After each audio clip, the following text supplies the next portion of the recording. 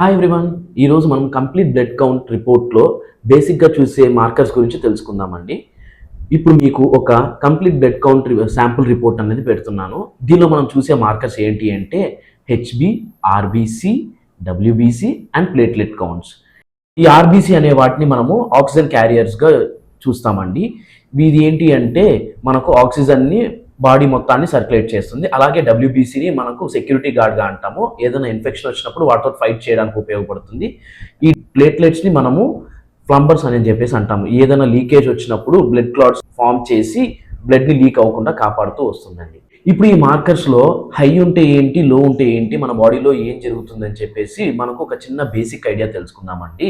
ఇప్పుడు ఈ హెచ్బి కానీ ఆర్బీసీ కానీ హై ఉంటే మనకు ఏంటి అంటే డీహైడ్రేషన్ వల్ల మనకు బ్లడ్ అనేది థిక్ అయ్యి బ్లడ్ క్లాట్ అయ్యే ఛాన్సెస్ ఉంటాయండి. అలాగే లో ఉన్నప్పుడు మనకు ఎనీమియా వస్తుందండి. డబ్ల్యూబీసీ హై ఉందంటే మన బాడీలో ఏదో ఇన్ఫెక్షన్ ఉంది, దానికి అగేన్స్ట్గా ఫైట్ చేయడానికి మన బాడీ అన్నది డబ్ల్యూబీసీని ప్రొడ్యూస్ చేస్తుందండి.